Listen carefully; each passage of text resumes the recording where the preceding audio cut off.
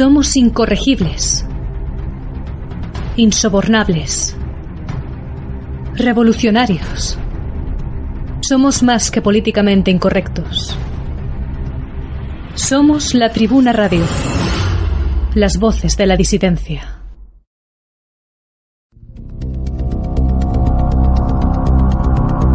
Hola, soy José de Sánchez, soy periodista y dirijo La Tribuna de España. Estoy aquí para haceros una recomendación de lectura. Si de verdad te preocupa la pérdida de valores, la transformación que está sufriendo la sociedad, si sabes que existe una agenda global pero no conoces bien cuál es el enemigo, cómo lo organizan, de qué manera nos adoctrinan, te recomiendo que leas Cómo sobrevivir al nuevo orden mundial, un manual de trinchera, un libro escrito por José Antonio Bielsa. De verdad que no te defraudará. Cómo sobrevivir al nuevo orden mundial. Un manual de trinchera. Escrito por José Antonio Bielsa. A la venta en Amazon.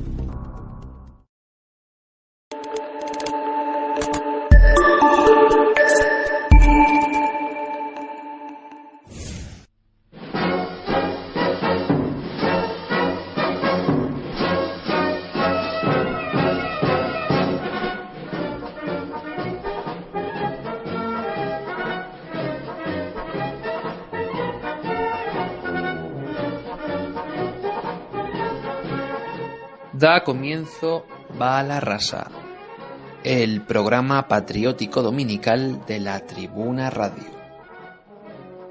Al micrófono José Antonio Bielsa. Un tiempo para vivificar el espíritu patrio y compartir con todos ustedes el entusiasmo de ser español. Buenas noches, carísimos oyentes, y bienvenidos un domingo más a este espacio disidente. Hoy en Va a la Rasa tendremos la ocasión de contar con un invitado excepcional.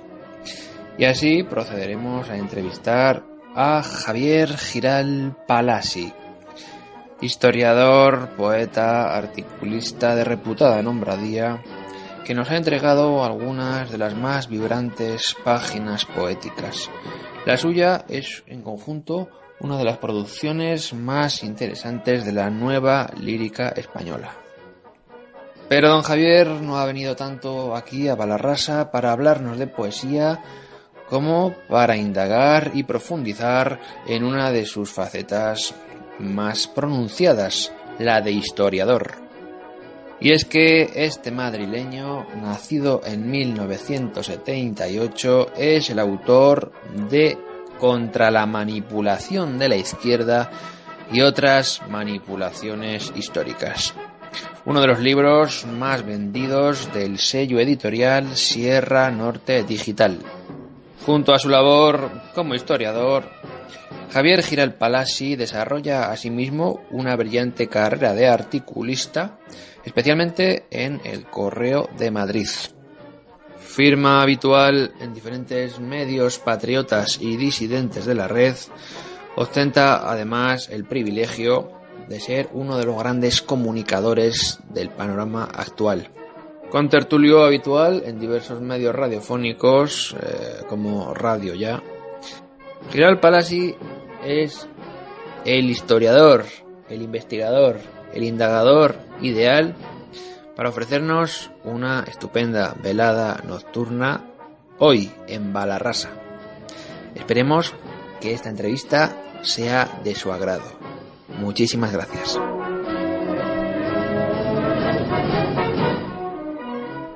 Buenas noches, Javier. ¿Qué tal se encuentra? Pues me encuentro perfectamente, encantado de estar contigo aquí en tu programa de radio. Bueno, ya saben, don Javier es un reputado historiador, autor de un libro que va camino de ser un claro referente y un cierto bestseller, ¿no? A nivel nacional. Nos referimos a Contra la manipulación de la izquierda. Y hoy tenemos a nuestro querido invitado, ante todo a título de historiador, ¿no? Antes que de poeta, otra de sus grandes cualidades.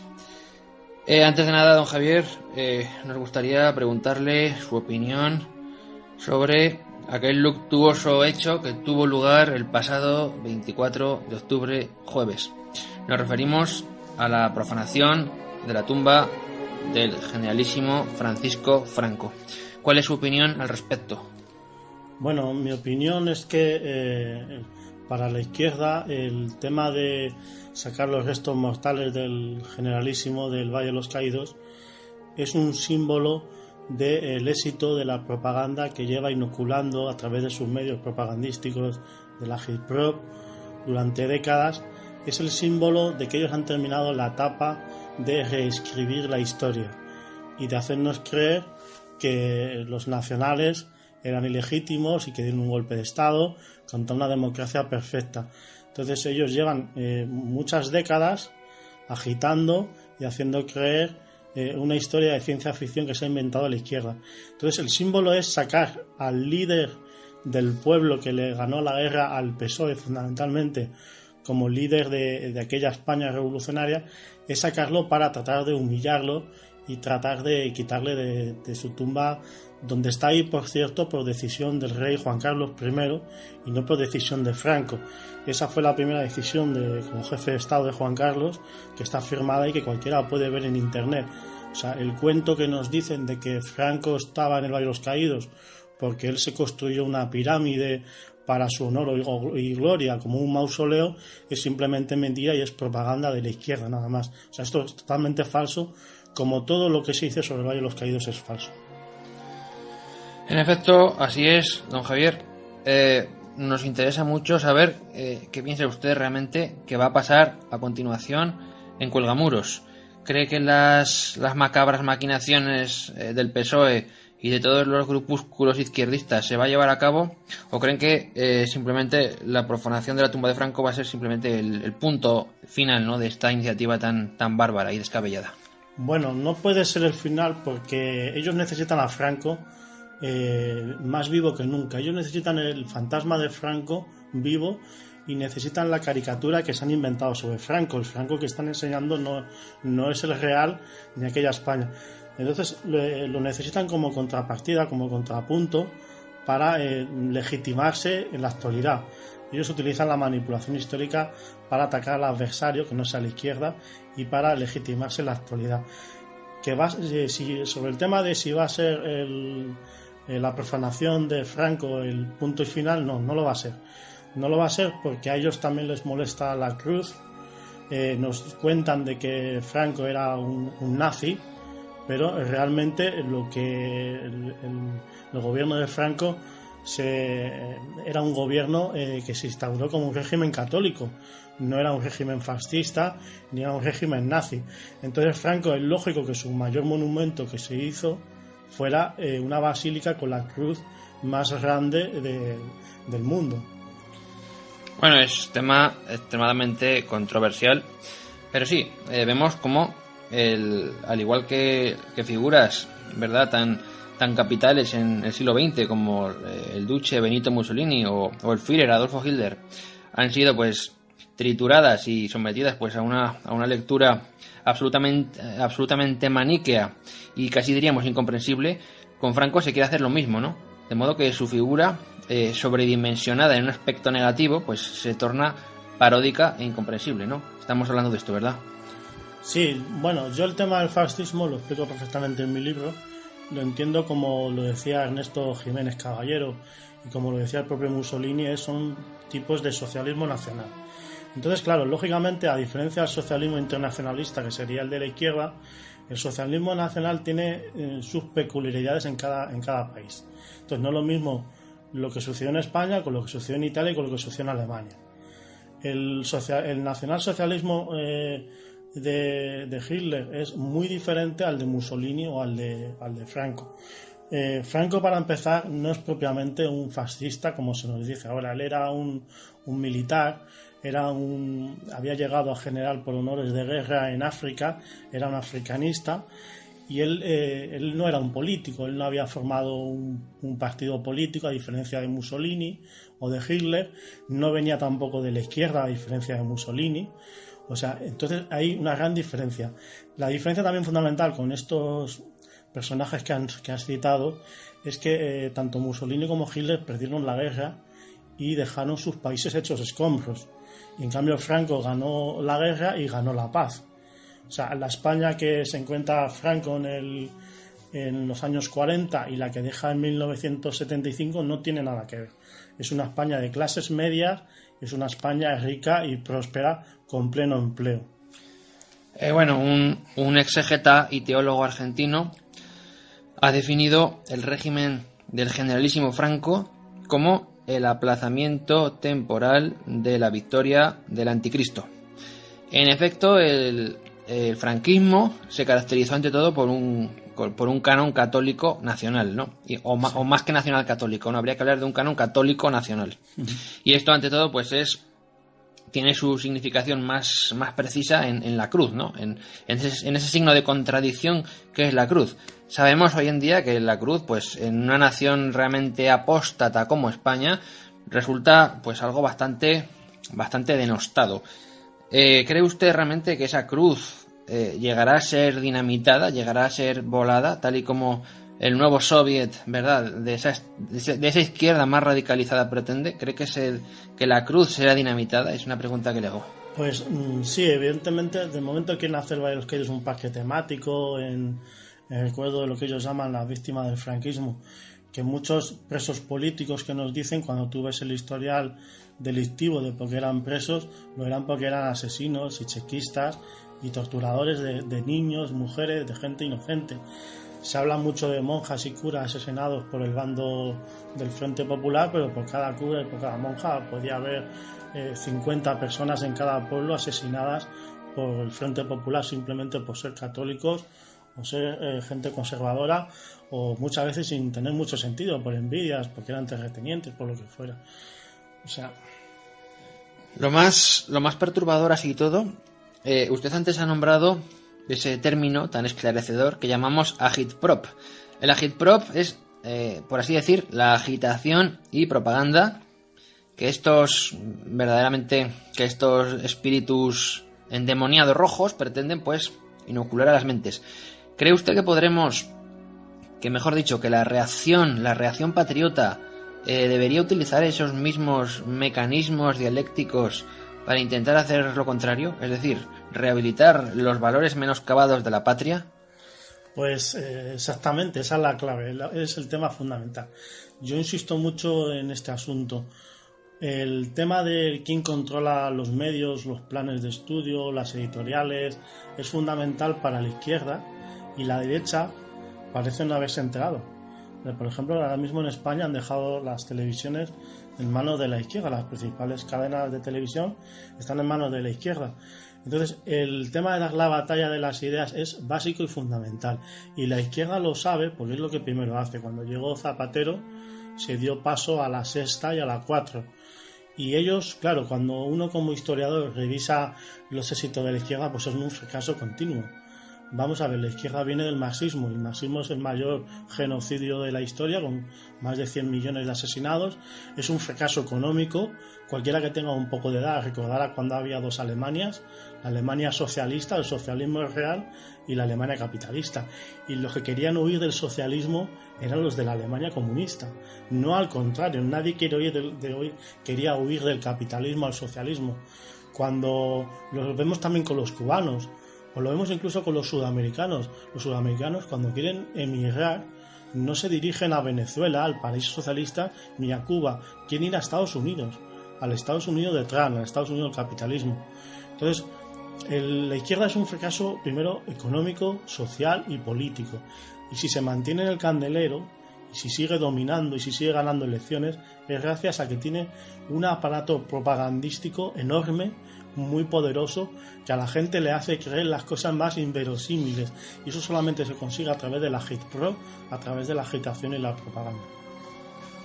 Muy bien, don Javier, quería preguntarle, a tenor de todo esto, usted, como desapasionado observador de la realidad que nos circunda, sabe bien que estos problemas, que este auge de la agitprop y del credo izquierdista de nuevo cuño, ¿verdad?, neomarxista, pero también capitalista, emana de este régimen del 78, ¿no?, que en sí pues incuba ese huevo de la serpiente que va a destrozar pues España, ¿no?, en apenas 40 años. ¿Podría explicarles a nuestros oyentes cómo la izquierda en apenas 4 décadas ha conseguido monopolizar todo el discurso cultural de España, dejando totalmente desarmada a la otra media parte de la población que no suscribe su credo? Bueno, es sencillo y lo podemos ver, por ejemplo, en el espejo de los países del este de Europa. Los países del este de Europa, ellos vienen de regímenes comunistas. Entonces ellos están muy vacunados contra regímenes de izquierdas o partidos de izquierda. Incluso hay algún país donde no existen partidos de izquierda, son todos de derecha, o derecha liberal o conservadora.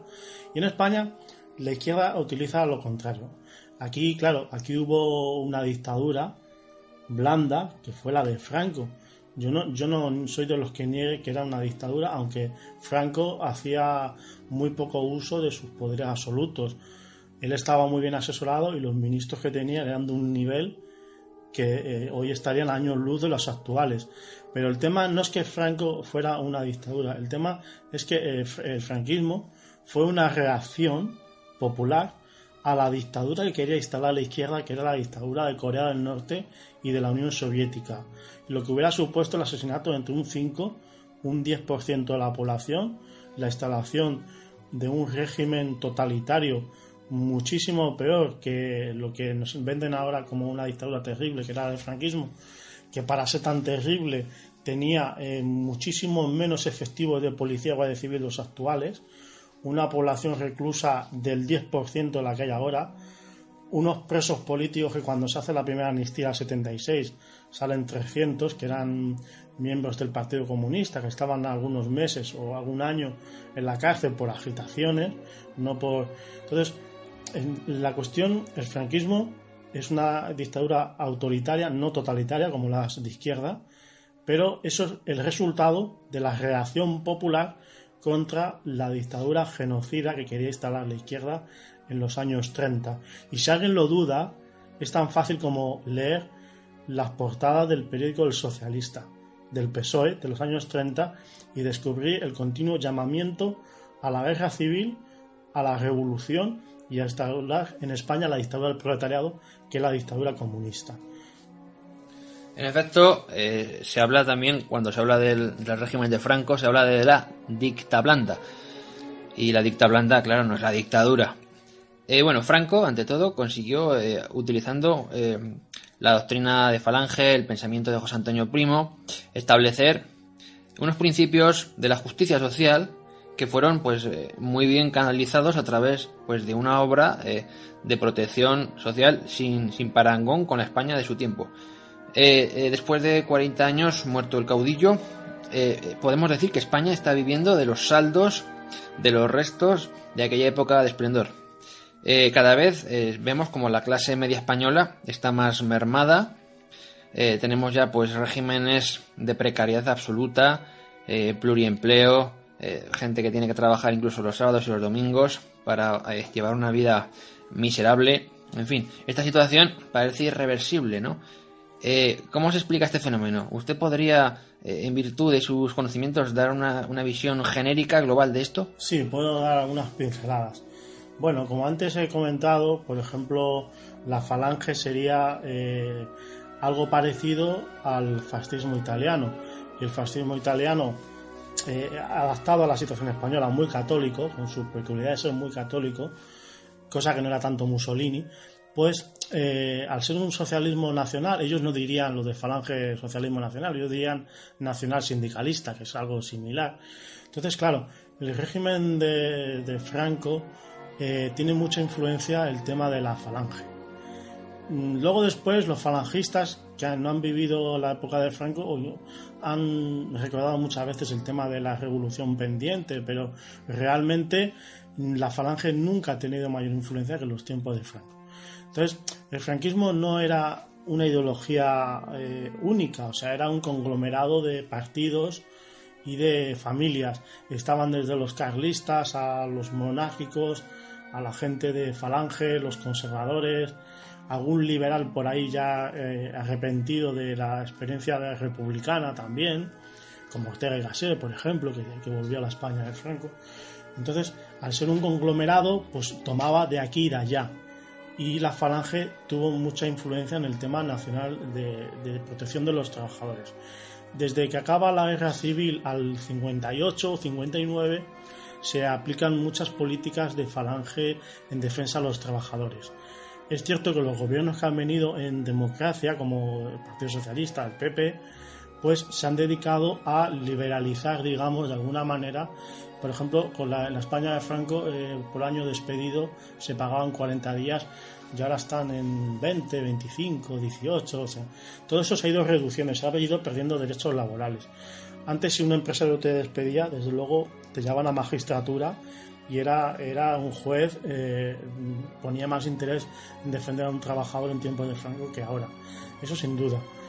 Sí es cierto que también la economía, que no fue perdida durante esos primeros 20 años del régimen, sí es cierto que quedó un poco encorsetada por el tema de demasiada regulación estatal, que luego con la gente del Opus se liberalizó de alguna medida y se compaginaron varias cosas.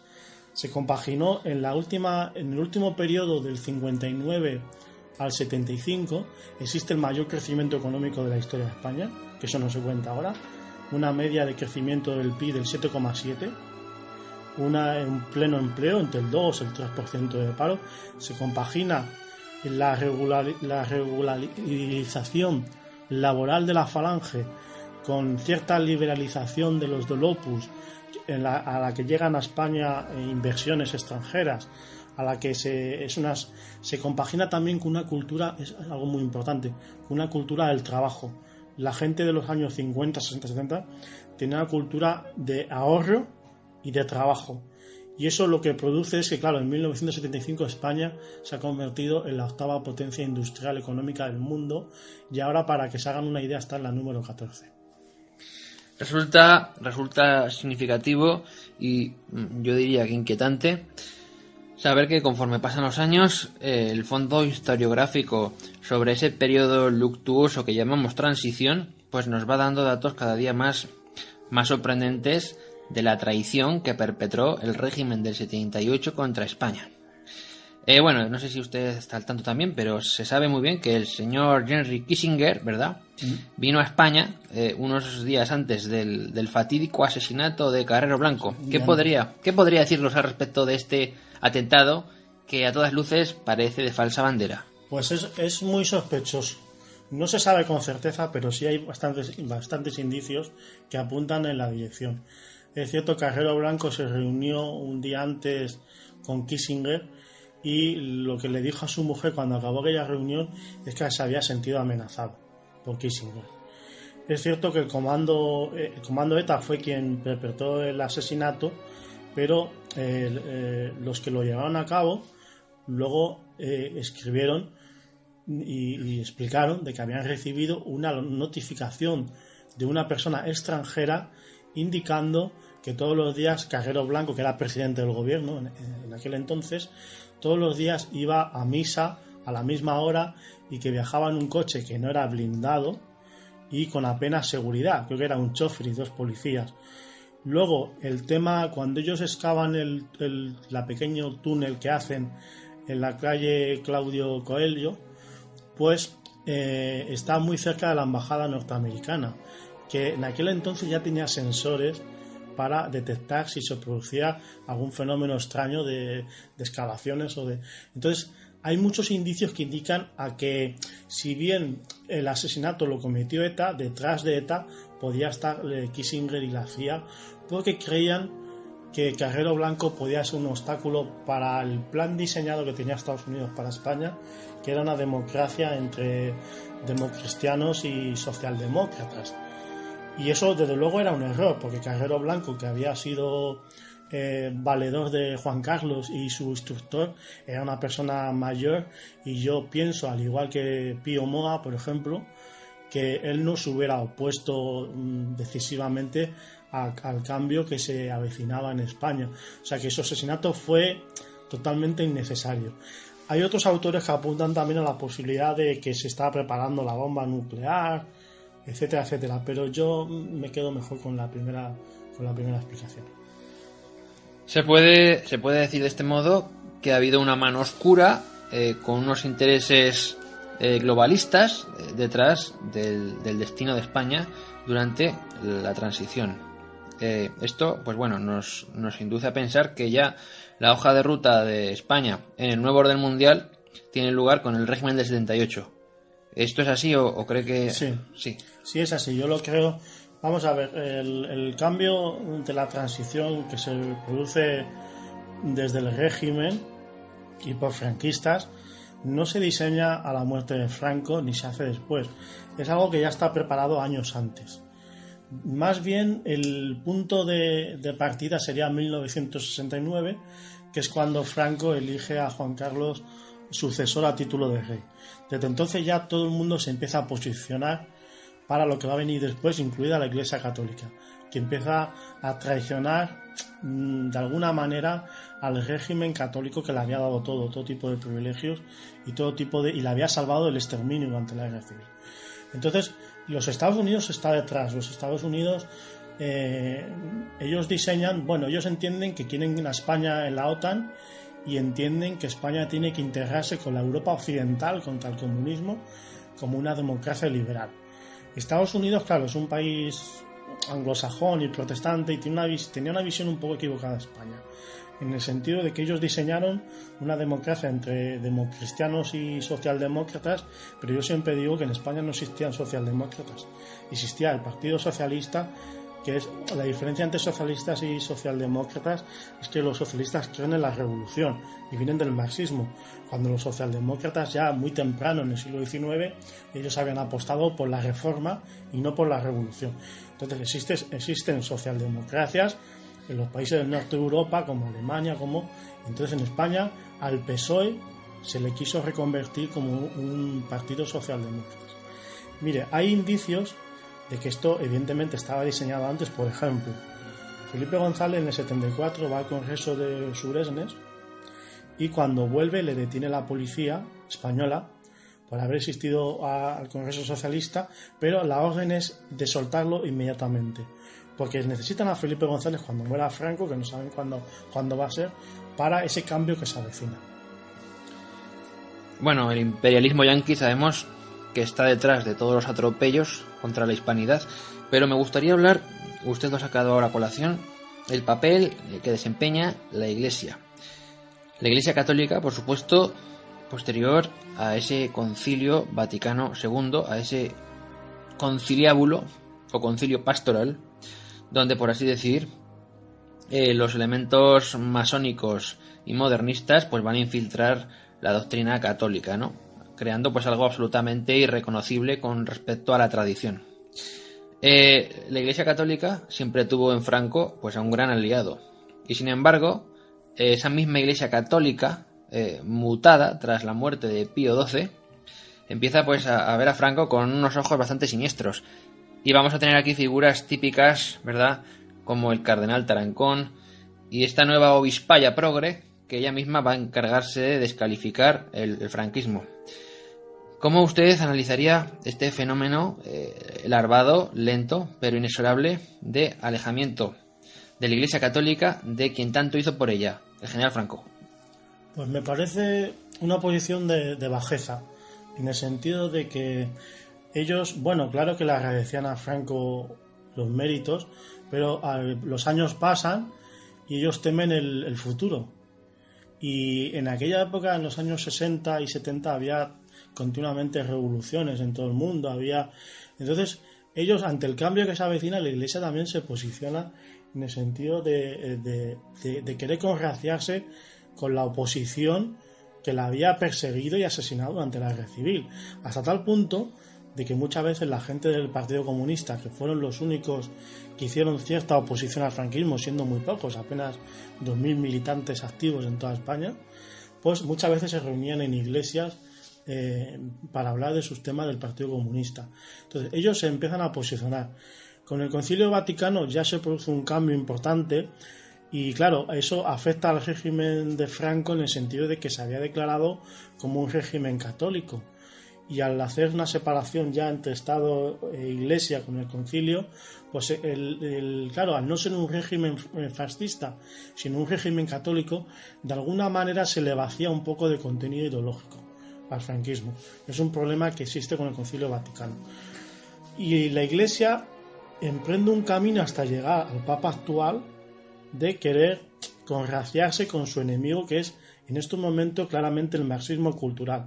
En el momento en que tú, en vez de ser tú mismo y dar la batalla de las ideas, estás intentando congraciarte con el que te quiere destruir, porque el sueño y la intención de cualquier socialismo, desde sus orígenes, es sustituir a la Iglesia, ocupar el lugar del cristianismo. Bueno, esto lo veíamos continuamente en la Unión Soviética, que derribaban una catedral para construir en su lugar un monumento a Stalin o a Lenin. Y entonces, o viejos comunistas que quitaban el crucifijo y ponían una foto de Stalin en su casa, en su habitación o donde fuera. Entonces, en el momento en que la Iglesia se quiera congraciar con quienes quieren acabar con ella, es un punto muy peligroso que puede ser el no retorno.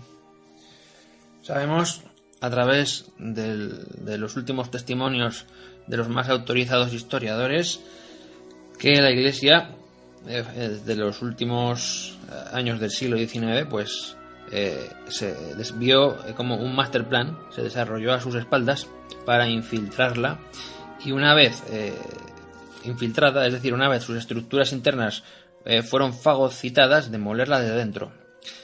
Entendemos que evidentemente el Concilio Vaticano II deslegitimó el régimen de Franco, ¿no?, al imponer, por así decir, la libertad religiosa. Esto, por así decir, dejó el franquismo sin ese agarradero moral espiritual de orden superior. Y usted mismo lo puede ratificar, como tras el fallecimiento de Franco, incluso unos años antes, la cultura española empieza a ser, digamos, absorbida por ese anglosionismo, llamémoslo así, que va a fagocitar todas las estructuras sociales hasta hacer de ellas pues un caldo irreconocible. La cultura se degrada, la literatura se empieza a envilecer, lo mismo la música, en el cinematógrafo aparecen pues todo tipo de comedietas eróticas. España, por así decir, está, digamos, convirtiéndose lentamente en una piltrafa de patria, y los españoles como parece que no se dan cuenta, ¿no? Creen que lo verde empieza en los Pirineos y les encanta este nuevo viraje. ¿Esto tiene alguna explicación sociológica más allá de lo que comentamos, o tiene ahí una mano oculta detrás que está intentando que España, digamos, se tuerza, ¿no? Bueno, España desde luego es un país muy peculiar, porque es de los pocos países, el único que ha expulsado al Islam. Es un país que dio la batalla contra los protestantes y le ganó grandes batallas. Es un país, prácticamente el único país que ha derrotado el comunismo, que es lo que pasó en la guerra civil, la derrota de la revolución del comunismo en un país. Entonces, evidentemente hay una serie de enemigos internacionales que no se lo perdonan a España. La derrota del comunismo, la derrota del Islam. Para los musulmanes, por ejemplo, según el Corán, tierra conquistada por el Islam es tierra para el Islam para siempre. Y luego el tema del protestantismo, exactamente igual. Hay una serie de enemigos históricos de España que gustarían verla troceada y partida en varias. Así y todo, vamos ahora a hablar de una cosa muy importante, que es la ley de memoria histórica, que el reconocido masón Rodríguez Zapatero, ¿verdad?, implantó hará unos años con unos resultados traumáticos. A tenor de su experiencia como historiador, analista político, ¿qué tipo de lectura sacaría de esta ley, digamos, inicua?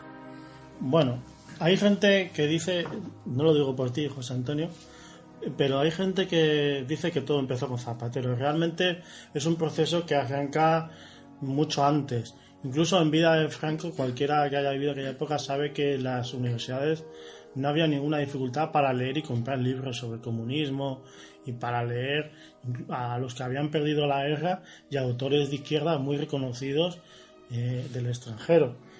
Pero el proceso yo por lo menos lo situaría en la transición. O sea, en la transición, primero, que es la época en la que más libertad hubo, en la transición primero la izquierda pone a trabajar al cine, que es lo inmediato. Se empieza a hacer a caricaturizar el régimen anterior. Se le empieza, ¿para qué? Para que la gente empiece a autocensurarse. Cuando la gente unos años después ya se autocensura, ya se pasa a la censura directa. y es cuando sale, eso es un proceso que va madurando con los años y con las décadas, y también al mismo tiempo que se va muriendo por ley natural la gente que vivió aquella España de Franco y aquella España de la República y de la Guerra Civil. Entonces, cuando el proceso ya va madurando algo más, ya sacan la primera ley de memoria histórica de Zapatero, que ya nos cuenta de que en la Guerra Civil hubo buenos y malos.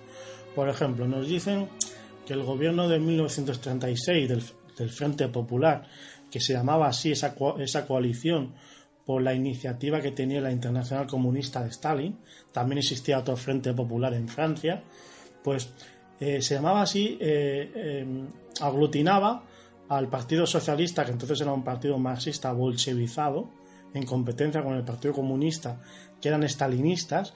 Ustedes me dirán si bolchevizados y estalinistas son demócratas.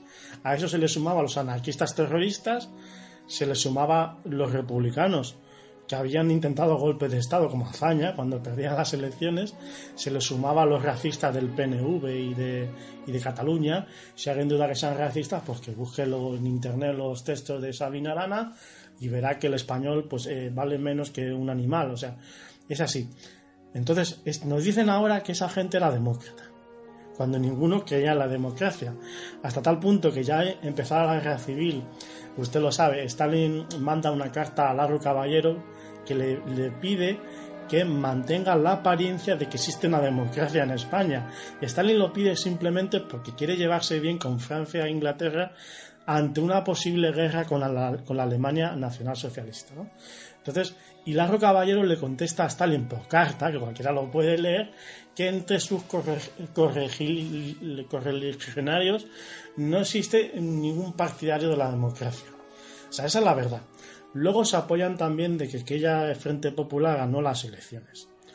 Pues hubo toda una serie de pucherazos electorales, y ¿quién lo cuenta? Pues están en las memorias de Alcalá Zamora, que aparecieron hace 10 años, los requisó la Guardia Civil a un empresario que los quería vender, y entonces Zapatero los puso bajo llave, y cuando llegó Rajoy se sacaron las actas de las elecciones y las memorias de Alcalá Zamora, presidente de la República, cuando se produjo aquellas elecciones del 36, y las han estudiado 2 profesores de universidad y han llegado a la conclusión de que el pucherazo es mayor de lo que se pensaba. O sea, estamos hablando de unos 700.000 votos y 50 diputados. Hay otro personaje que también habla con más ligereza, pero habla en sus memorias sobre el fraude electoral de 1936. Entonces, por tanto, no eran demócratas el Frente Popular, no ganaron las elecciones, y además querían instalar una dictadura comunista en España. Y eso es que lo decían ellos, lo escribían en sus discursos, y lo intentaron también en 1934, cuando organizaron el golpe de Estado. Ese golpe de Estado en historia, para despistarnos, lo llaman Revolución de Asturias. Pero no fue una revolución para Asturias, fue un golpe de Estado organizado con perfectas instrucciones por el PSOE a la cabeza, que quería un golpe de Estado revolucionario en toda España para instaurar la dictadura del proletariado, por el simple motivo de que habían perdido las elecciones. Y estamos hablando 2 años antes de Franco y de los nacionales. Así que menos cuentos, porque necesitamos saber la verdad.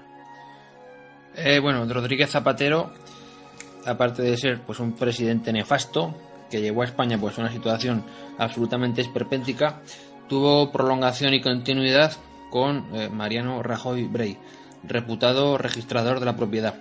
Este sujeto, curiosamente, no cambió ni una coma de la susodicha ley de memoria histórica, muy al contrario, le dio alas para que se llevara a cabo en toda su plenitud. ¿Es así?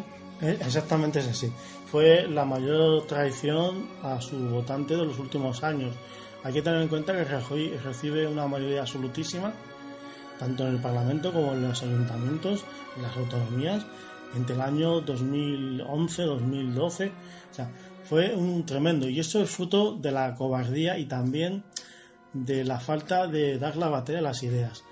Rajoy, por ejemplo, llega un momento que lo reduce todo al tema económico, de que ellos son simplemente unos buenos gestores económicos, cosa que es falsa, porque claro, al carecer de ideología, el PP se pone a hacer política de izquierda económica, en el sentido de que se lía a subir todos los impuestos como haría cualquier socialista, y lo que hacen con eso es hundir más la economía y retrasar más la recuperación. O sea, es fundamental una formación ideológica tanto en el tema moral, en el tema de político, y porque si lo tienes también harás una buena política económica. Sí, bueno, se sabe que Mariano Rajoy no es que brille precisamente por su cultura ni por su erudición. Conocida es su afición por leer el Marca, ¿no es así? Lo más significativo de todo es que este señor, al decir la economía lo es todo, al adjudicarse ese mantra, pues terminó, digamos, de hundir la propia economía española, haciendo que España pues se convirtiera en un escenario todavía más dantesco que con la era de Zapatero, ¿no? Esto, bueno, nos lleva pues a una serie de reflexiones muy amargas sobre la derechita cobarde, ¿no? Sobre esa derecha complejada, pusilánime, tontorrona, que está totalmente sometida pues a las fuerzas oscuras. Sí, está totalmente ya echado a perder. Yo no votaría al PP, vamos, en absoluto. Es un partido que, por ejemplo, cuando salió el tema del matrimonio homosexual, lo llevó al Tribunal Supremo, al Constitucional, no lo recuerdo bien, y ahí se ha quedado. Y igual con otros temas tan importantes, con el tema de la ley de memoria histórica, ahí se ha quedado todo. O sea, ellos han dejado de dar la batalla a las ideas, entonces es absolutamente un voto perdido e inútil. Uno de los mayores logros, entre comillas, de este aciago régimen del 78 es la política de puertas giratorias. Como usted ya sabe, esta política permite que nuestros politicastros, después de desarrollar sus mediocrísimas y nefastas carreras políticas, pues puedan irse con todo tipo de emolumentos a dormir la siesta, ¿no? Con unos salarios, entre comillas, indecentes, mientras España se está muriendo desangrada. Esto, realmente usted, ¿por qué cree que se hace así? ¿Con qué objetivo se hace así? Bueno, aquí juega muy importante el tema de la historia, porque claro, ellos, como yo te decía antes, ellos mantienen muy vivo el fantasma de Franco, porque Franco, una cosa fundamental es que era un antipolítico, era una antipolítica. Esa frase famosa de Franco de haga como usted, no se meta en política, porque bueno, Franco tenía unas pocas convicciones, era de disciplina militar, que era el orden, era el amor a la patria, era el catolicismo, la unidad nacional, y él era un antipolítico. Y claro, el PP también entra en ese juego de que lo contrario a los políticos demócratas que nos saquean a impuestos, es Franco. Entonces ellos tienen que mantener vivo el fantasma de Franco para darnos a entender de que sin ellos no podríamos vivir bien ni tener esta calidad de vida que supuestamente tenemos. La realidad es que hoy en día existen las primeras generaciones que viven y van a vivir peor que sus padres. Porque la realidad es que cuando muere Franco, una hipoteca, a lo mejor no existían hipotecas, existían letras, se pagaba en 6 años o en 8 años un piso, los sueldos daban para tener lo que hoy se consideraría una familia numerosa. Con cualquier régimen político, sea el que sea, lo fundamental, yo siempre lo digo, es que hay una sensación de que se va más, de que se mejora en la vida. Entonces, la sensación de la España de Franco es que se había venido de pueblos de chabolas que vivía la gente sin servicios, sin electricidad, sin agua, se habían ido a vivir a una ciudad y habían encontrado un pluriempleo y se habían comprado su primer coche, su primer piso, y podían a lo mejor veranear en su pueblo, en la playa, y tenían una familia de varios hijos. Entonces, esa sensación de que estás mejorando en la vida, de que estás progresando, es lo fundamental. Hoy en día, pues bueno, el 3% de paro que hay en 1975, con datos de la EPA, que son posteriores a Franco, me explico. Cuando el primer gobierno de Juan Carlos se establece la EPA para ver qué paro hay y tal, y era el 3,76, si no recuerdo mal, son 3%, eso se considera pleno empleo.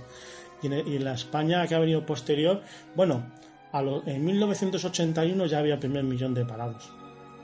Y luego han venido más, luego hemos visto tasas hasta el 20 y tanto, 22, 24% de paro. Entonces, lo que nos cuentan, todo es mentira. Luego también es muy importante el saqueo al contribuyente. Si se fijan cada vez, bueno, en la España de Franco no existía el IVA, no existía el IRPF, la clase, como era un régimen antipolítica, apenas había 700.000 funcionarios, existía una sanidad, existía una educación mejor que la de hoy en día, tanto la universidad como el bachiller era infinitamente mejor que el que hay hoy en día, y al no existir todo ese gasto desmesurado, Bueno, Franco evidentemente no quiso vivir en el Palacio de Oriente, el Palacio Real, que era donde vivían los presidentes de la República. Vio como que era algo exagerado y se fue a vivir a un palacio más pequeño, que era el Pardo. O sea, los gastos que tenía entonces el gobierno era infinitamente mucho menores de los que hay hoy en día. Y este gasto requiere cada vez más impuestos y subir los que existen, inventarse otros, etcétera, etcétera, etcétera, para mantener el Estado autonómico, que son las agencias de colocación de los partidos políticos, y para mantener este gasto desmesurado. Y le digo más, porque de esto no se suele hablar, casi nadie habla de este tema. Después de saquearnos a impuestos por todas partes, el Estado se sigue endeudando cada año unos 40 o 50.000 millones de euros más. Una de las mayores desolaciones que ha traído este régimen del 78 es precisamente el estado de autonomías. Bueno, en la Constitución española del 78, la séptima de nuestras 7 infaustas, se deja bien claro que frente al Estado unitario y de derecho tiene que convivir ese estado de autonomías. Ese estado de autonomías que utiliza 17 raseros muy diferentes para intentar, pues, articular 17 mini estaditos muy peculiares. España está sufriendo hoy en día, pues, un desgarro muy acusado por Cataluña, ¿no? Sí. Esto no es baladí. ¿Podría esclarecernos al respecto? Bueno, aquí hay un problema. Cuando Franco, digamos, era el policía malo y Juan Carlos, que es su heredero, quiere venir de policía bueno. Juan Carlos tiene un problema, que le falta legitimidad y le falta popularidad. Ni siquiera Juan Carlos en 1975 ni siquiera era popular entre los sectores franquistas. Entonces él teme lo que pueda pasar. Un año antes había existido la revolución de los claveles en Portugal, que había acabado con la dictadura de Salazar. Entonces Juan Carlos viene de policía bueno y busca a un político de segunda para nombrarlo presidente de gobierno, que es Adolfo Suárez. Entonces él cree, Juan Carlos, de que Suárez, por su baja estatura política, pues no le va a hacer sombra en esa idea de que él es el que va a traer la democracia a los españoles. Entonces, tanto Juan Carlos como Suárez se dedican a darle a todo el mundo lo que quiera. ¿Qué quiere la oposición franquista? Quiere figurar, quiere entrar en política. Pues a todos le dan un cargo de concejal, un cargo en una autonomía, un coche oficial, unos sueldos. ¿Y qué quieren los nacionalistas? Los nacionalistas, que en 1975 se presentaban como moderados regionalistas, porque claro, este proceso es lento, va lentamente, va poco a poco. Pues yo les decía primero, ¿cómo era eso? Primero paciencia, luego autonomía, algo así, ¿no? Primero estatuto y luego autonomía. De todos modos, gracias, Javier. Estamos llegando ya a la recta final del programa y, como no, tenemos que hablar un poco de la situación actual en España, ¿no? Tenemos prácticamente ya a la vuelta un momento crítico con un proceso electoral en marcha. Usted, estuvo en mayo, estuvo muy cerca, supongo, que de la plataforma de elecciones transparentes, y bueno, ha habido hablar no de la hipótesis, sino de la más que factible posibilidad de que se consumara un pucherazo. Sabemos que el pucherazo es una de las técnicas más típicas de la izquierda, ¿no? En sus planes de dominación y manipulación. Tal y como ocurrió en aquel libro, ¿no? Fraude y violencia en el 36, aquí estamos en un escenario más o menos parecido, ¿no? ¿Cree viable que se produzca un pucherazo, tal y como está hoy en día el mapa? Yo sinceramente lo veo complicado. Yo sé que hay muchos que lo creen, pero yo lo veo complicado, porque en cada pueblo existen designados para controlar el recuento electoral. Entonces yo no lo veo que sea tan fácil, pero hay gente que lo que puede ser manipulado informáticamente. Yo no estoy seguro de que eso pueda ser posible. Pues, en fin, ha sido un placer. Gracias, Javier, por pasearte por los micrófonos de Bala Rasa. Esperamos que vuelvas a venir pronto al programa y seguiremos con esta conversación aquí donde la hemos dejado. Muchas gracias y buenas noches, amigo. Encantado de estar contigo y ojalá que nos veamos pronto otra vez. Muchas gracias. Buenas noches. Y esto ha sido todo por hoy. Buenas noches, carísimos oyentes, y como siempre les esperamos cada domingo a las 10 de la noche en este espacio rabiosamente reaccionario llamado Bala Rasa, el programa patriótico dominical de la Tribuna Radio. Les ha hablado José Antonio Bielsa. Buenas noches.